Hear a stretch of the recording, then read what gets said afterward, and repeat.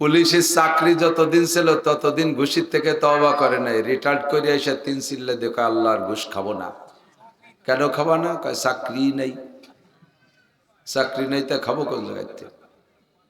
Member সাহেব 5 বছর পর্যন্ত টোন মারছে, মন মারছে, ভিজিএফ কার্ড মারছে, পঙ্গু ভাতা, বয়স্ক ভাতা, বিধবা ভাতা, গর্ভবতী ভাতা, ভাতা বেশিয়ে খাইয়ে সাফা করে দিয়েছে। পরের বছর ফেল করছে, অতি বাড়ি নাকি আস্তাগফিরুল্লাহ আর কোনোদিন খাবো না।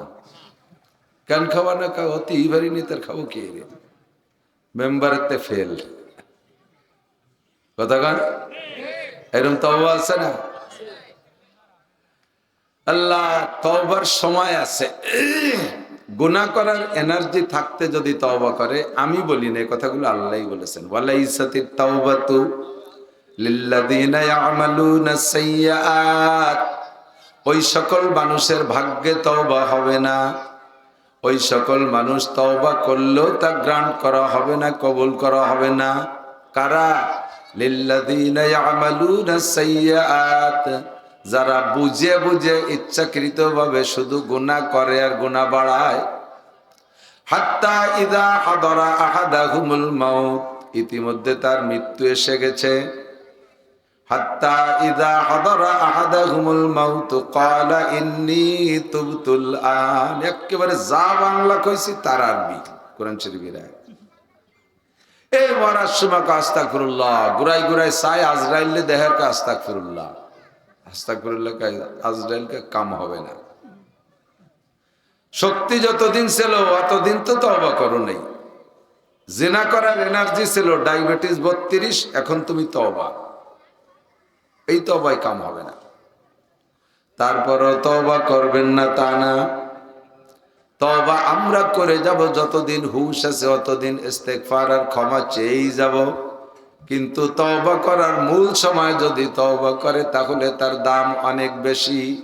নবী পাক বলেন, শাবুন নাশা ফি ইবাদাতিল্লাহ, বুড়ো হয়ে গেলে ভালো সবাই হয়, যৌবনকালে ভালো হওয়াটার দাম আল্লাহর কাছে অনেক বেশি। এদেরকে আরশে আজিমের নিচে হাসরের মাঠে আল্লাহর আরশ ছাড়া যেদিন কোনো ছায়া থাকবে না, সেদিন এই যুবকদেরকে, যেই যুবকরা যৌবনকালটা তৈরি করেছে, যৌবনকালে অন্যায় থেকে বিরত রয়েছে, তওবা করার সময় মতো তওবা করেছে, এদেরকে আল্লাহ পাক আরশে আজিমের নিচে বসাইয়া নবী পাক আগে প্রত্যেকের হাতে পেয়ালায় পেয়ালায় হাউজে কাউসার দেবে পান করার জন্য। বলি সুবহানাল্লাহ।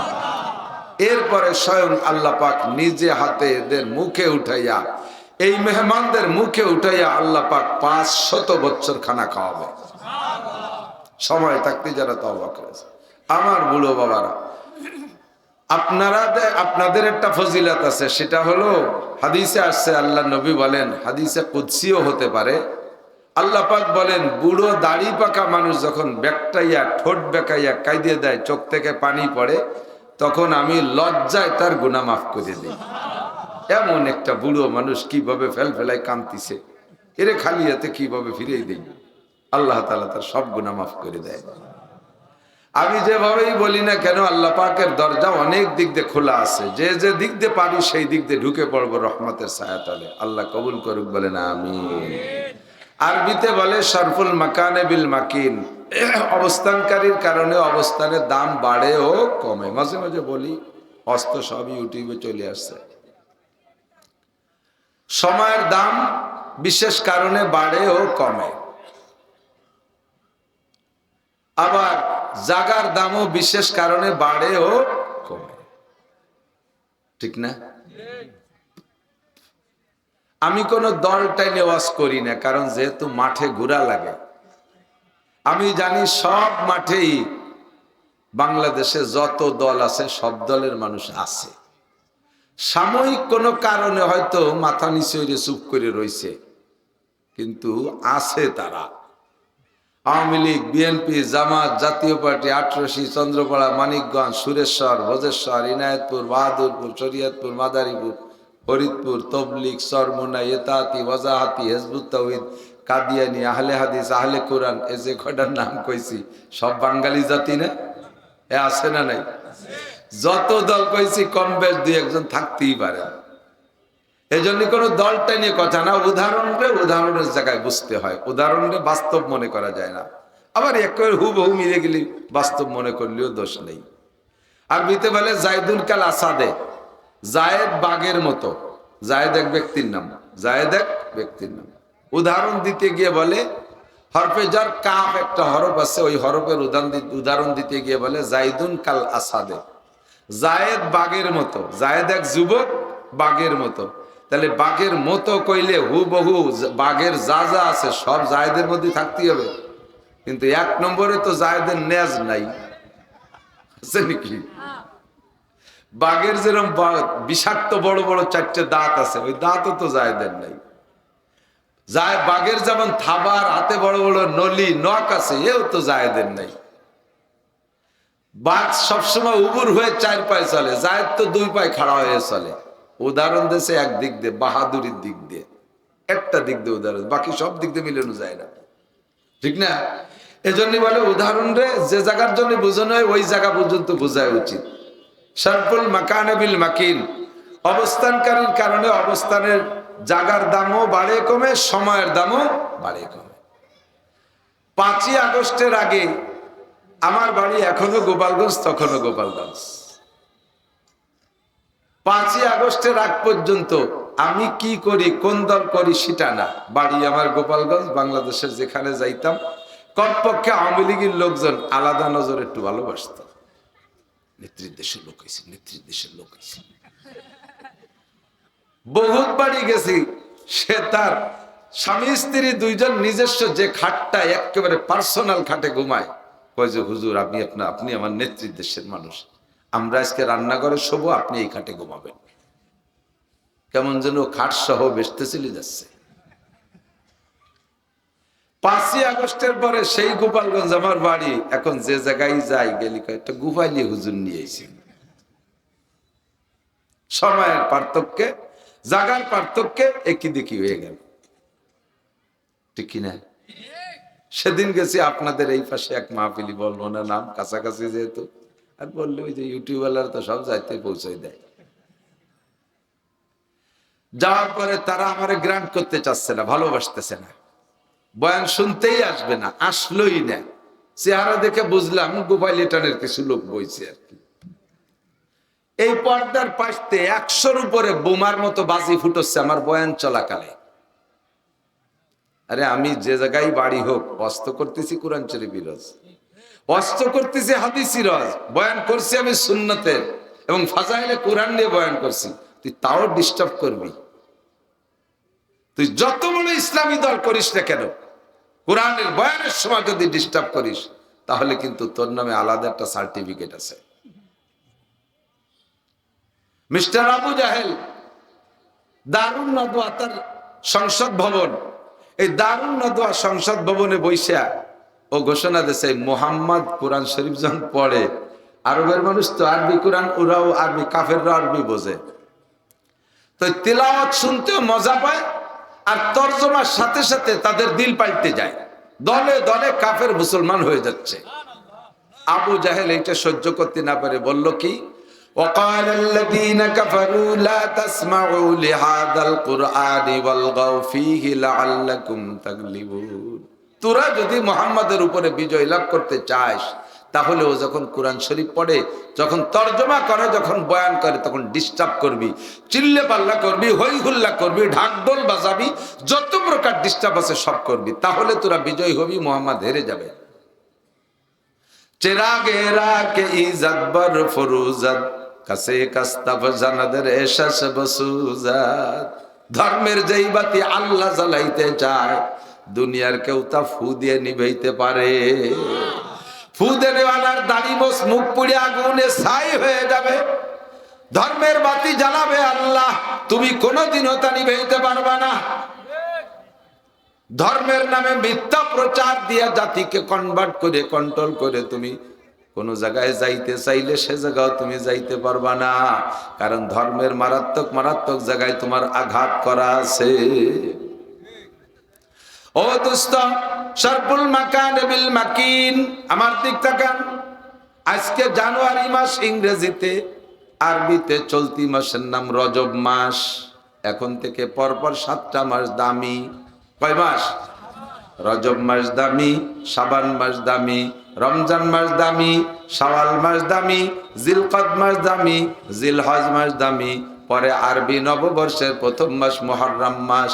এই পরপর 7টা মাস একটা একটার পর দামি। এক একটা এক এক কারণে দামি হয়েছে। অন্য দিনের মতো দিনরাত আজও চলতেছে, ফাঁকে মাসটা দামি হয়ে গেল কেন? এই মাসের ভিতরে গত 3-4 বছর আগে যে ঘটনাটা ঘটে নাই, এবার আরবি মাস হিসেবে মিলে যাওয়ার কারণে সেই ঘটনাটা খুঁজে পেয়েছে এই মাসের ভিতরে। সেটা হলো আমার নবী, আপনার নবী, বিশ্ব নবী মুহাম্মদুর রাসূলুল্লাহ সাল্লাল্লাহু আলাইহি ওয়াসাল্লামকে আল্লাহ পাক জান্নাতি পরিবহন বুরাকে চড়াইয়া জিব্রাইলের মারফত রাহবারি করাইয়া আরশে আজিম পর্যন্ত নিয়ে গিয়েছিলেন। নবী পাককে মেরাজ করাইছিলেন এই রজব মাসে। মেরাজে যাইয়া নবী পাক 50 সালাওয়াত 50 ওয়াক্ত নামাজ আল্লাহর বাড়ি থেকে আরশে আজিম থেকে নিয়ে আসছে। হুজুর কয় রাআইতু রাব্বি লাইলাতা উসরিয়া বি 10 মাররা বিগাইরি হিজাব। আমি এই মেরাজের রজবের রাত্রে, রজবের মেরাজের রাত্রে সরাসরি আল্লাহকে দেখেছি একে একে 10 বার। আপনি কয়বার দেখছেন? আমি আপনি একবারও দেখি নাই। আমার নবী দেখেছেন 10 বার। ইব্রাহিম নবী দেখে নাই, আদম আলাইহিস সালাম দেখে নাই। আদম আলাইহিস সালামের মাথাটা আল্লাহ হাত দিয়ে বানাইছে, তবু আদম নবী বলতে পারবেন না যে আমি আল্লাহকে দেখেছি। ইব্রাহিম খলিলুল্লাহ দেখে নাই।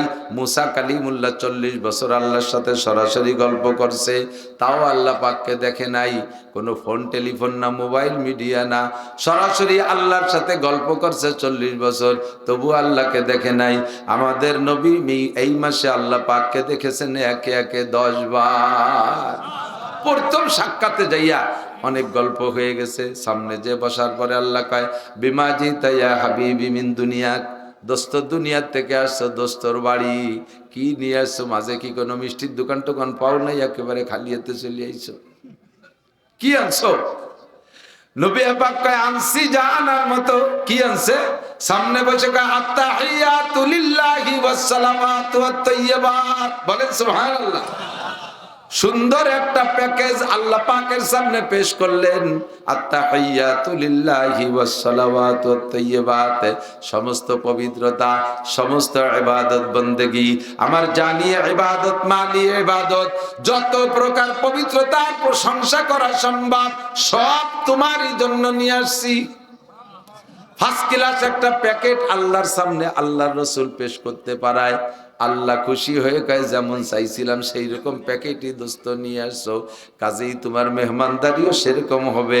এবার মেহমানদারিতে আল্লাহ কি দিলেন? ওই জায়গায় বসাইয়া অনেক চা নাস্তা, বিস্কুট মিস্কুট, ফল ফ্রুট খাওয়াইছে তা না, এমন একটা হাদিয়া দেছে। হাদিয়াটা হলো আল্লাহ পাক বলেন আসসালামু আলাইকা আইয়ুহান নবী ওয়া রাহমাতুল্লাহি ওয়া বারাকাতুহু, আমার পক্ষ থেকে যত শান্তি, রহমত আর বরকত, যত আল্লাহর কাছে যত মানে কত? 1 কোটি। যত মানে সব। আসসালামু আলাইকা আইয়ুহান নবী ওয়া রাহমাতুল্লাহি ওয়া বারাকাতুহু, হে বন্ধু আমার পক্ষ থেকে শান্তি, রহমত, বরকত। বলেন শান্তি, রহমত, বরকত। এছাড়া এ পাইলে আমাদের আর কিচ্ছু লাগে না। শান্তি সবাই চাই, রহমত সবাই চাই, বরকত সবাই চাই, ঠিক না? 1 পোয়া চাউলের ভাত রাঁধে গোষ্ঠী শুদ্ধ খাইয়ে ফেলবো, তারপর আড়িতে ভাত হয়ে যাবে, এর নাম বরকত। যা খাবো তাতে পেট খারাপ হবে না, শরীর খারাপ হবে না, এর নাম বরকত। দান বুনবো 1 কেজি, কাটিয়ে আনবো 100 মন, এর নাম বরকত। আল্লাহ বরকতের ওয়াদা করলেন, শান্তির ওয়াদা করলেন। শান্তির জন্য সবাই পাগল, শান্তি সবাই খুঁজি, নেতাকে পিছনে কত স্লোগান দিলাম, কথা কয় না? দিছি না শান্তি? বোতল ভাইকে দিলে ভোট, শান্তি পাবে দেশের দেশে। বোতল ভাই নিজেও শান্তিতে রমজানের আগে এতে কাপে বসে গেছে জেলখানার মধ্যে। শান্তি কাহার কাছে নাই। আল্লাহ কইল শান্তি দেব, রহমত দেব, বরকত দেব। নবীকে একাকে বলছেন আসসালামু আলাইকা, কা মানে আপনার একারে, যেহেতু সামনে নবী একা, তো নবীকে একাকে শান্তি দেওয়ার ওয়াদা করলেন। এর ভিতরে আল্লাহ পাক নবীরে ট্রাইও করেন। তোমাকে পাঠাইছি কাফাতাল লিন্নাসি বাশীরা ওয়া নাযীরা রাহমাতাল লিল আলামিন, গোটা মানব জাতি, গোটা জাতির রহমতের জন্য তোমারে পাঠাইছি। আর শান্তি, রহমত আর বরকত তোমারে একারে দিলাম। আল্লাহ পাক ট্রাই করে দেখি, একা নেয় না, সবার পক্ষ থেকে নেয়। নবী পাককে তো আল্লাহ বুদ্ধি কম দেয় নাই, দরদ আর ব্যথাও কম দেয় নাই। ওই জায়গা বসে নবী কয় আসসালামু আলাইনা ওয়া আলা ইবাদিল্লাহিস সালিহিন। আল্লাহ তুমি যা দেছো এ আমি একা নিতে পারবো না, আমার গোটা নেককার উম্মত নারী আর পুরুষের পক্ষ থেকে গ্রহণ করলাম। আপনাদেরকে সে জায়গা যে বলে নাই, আমাদের নেতারা ভালো কোনো জায়গা গেলি, হ্যাঁ ভালো কোনো জায়গা গেলি ফিসেনের কথা মনে থাকে না, কিডা খালো না খালো, যা দেয় যদি কেউ না জানে, গোপনে ওই জায়গা থেকে ব্যাংকে ঢুকাই দিয়ে বাড়ি আসে। সুবহানাল্লাহ। এলা আমাকে নেতাকে স্বভাব। আর আমাদের নেতা বিশ্ব নবী মুহাম্মদুর রাসূলুল্লাহ স্বভাব। ও জায়গা জিবরাইল মিকাইল কেউ নাই, কোনো ফেরেশতা নাই, শুধু দুইজনের ভিতরে লেনদেন হয়। আল্লাহ পাক দান করলেন আর নবী কইলেন আমি সব উম্মতের পক্ষ থেকে গ্রহণ করলাম। হয়ে গেল আল্লাহর কথা আর নবীর কথা। ইতিমধ্যে হামিলাতুল আরশ, আরশ বহনকারী 8 জন ফেরেশতা দূরে দূরে দাঁড়ায় আছে। আল্লাহর আরশের 8টা খুঁটি, এই 8টা খুঁটি ধরে উঁচু করে দাঁড়িয়ে আছে 8 জন।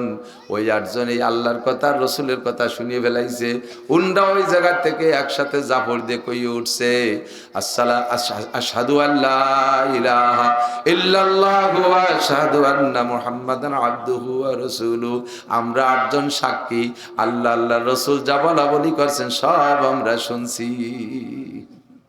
সাক্ষী দিতেছি আল্লাহ ছাড়া কোনো মাবুদ নাই, আর মুহাম্মদুর রাসূলুল্লাহ ছাড়া কোনো নবী নাই। বলেন ঠিক কি ঠিক না? আল্লাহু আকবার। এই সাক্ষাৎ আর আপ্যায়ন বিনিময় হয়ে যাওয়ার পরে, কুশল বিনিময়ের পরে, এবার নবী পাক পাককে আল্লাহ পাক হাজার হাজার হাজার হাজার লক্ষ লক্ষ ইলম দান করেছেন। ওই জায়গায় বসে পড়াই দিয়েছে, প্যাকেটের মধ্যে ভইরা দিয়েছে। দেওয়ার পরে বিদায়ের সময় বলে দোস্ত, একেবারে বাস্তবে কিছু তো নিয়ে যেতে হয় উম্মতের জন্য। খামসিনা সালাওয়াত, 50 ওয়াক্ত নামাজ নিয়ে যান। কয়েক তো হুজুর খুশিতে বাগ বাগ। বিগত কোন নবীরে আল্লাহ এত নামাজ দেই নেই, আমার আর আমার উম্মতরে 50। হুজুর তো খুশিতে হুশ নাই। নামাজ নিয়ে চলে আসতেছেন, 5ম আসমানে আসলে হযরত মুসা আলাইহিস সালামের সাথে সাক্ষাৎ। মুসা নবী তো ঘন কথা কন নবী, চুপ করে যা মানুষ না। আইসে সাক্ষাৎ, আবার মুসা নবীর সাথে সাক্ষাৎ। আসসালামু আলাইকুম ইয়া মুহাম্মদ বিমা জিতা মির রাব্বিক। ওগো মুহাম্মদ নবী সাল্লাল্লাহু আলাইহি সাল্লাম আল্লাহর কাছ থেকে কি নিয়ে আসেন? হুজুর কয় খামসিনা সালাওয়াত, 50 ওয়াক্ত নামাজ নিয়ে আসছি। মুসা আলাইহিস সালাম বলেন ইরজিলা রাব্বিক ওয়াস্তাকিল ওয়া খাফফিফ। ফিরে যান আল্লাহর কাছে, এখনো নিচেই যান নাই, উপরে থাকতে থাকতে ফিরে যান।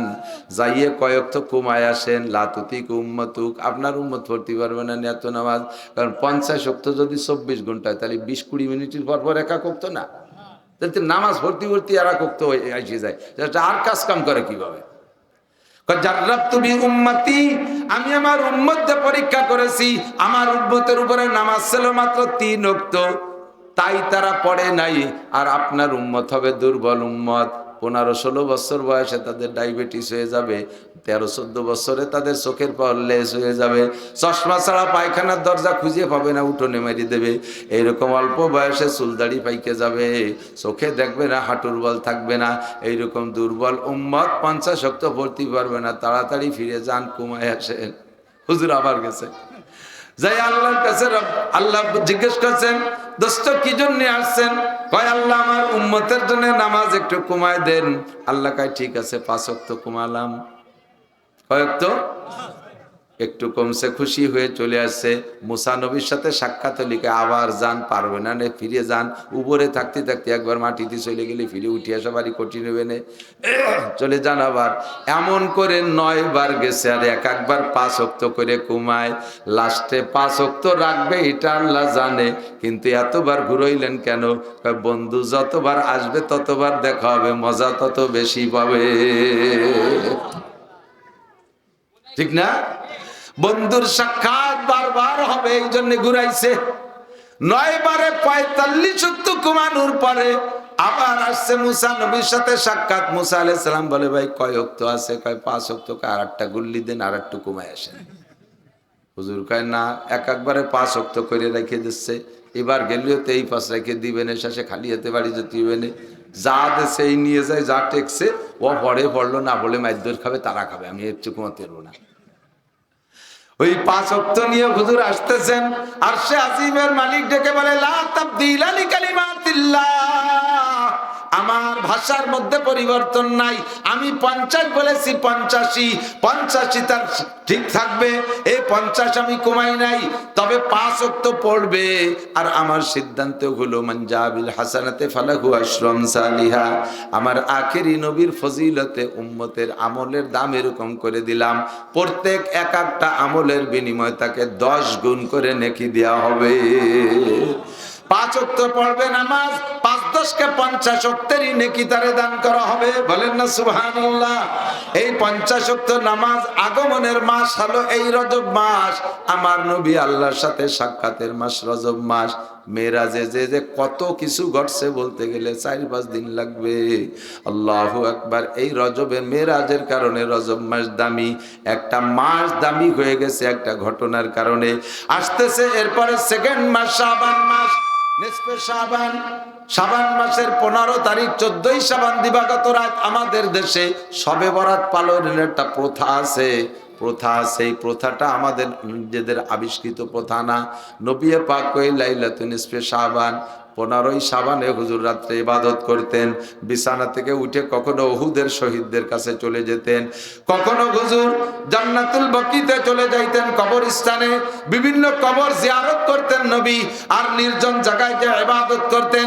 সিদ্দিকা আয়েশা বলেন, আমি কয়েকবার নবী পাককে এইভাবে নিসফে শাবান, 15ই শাবান শবে বরাতের রাত্রে হুজুরকে বিছানায় পাই নাই, মসজিদে গিয়ে পাই নাই, আশপাশে পাই নাই।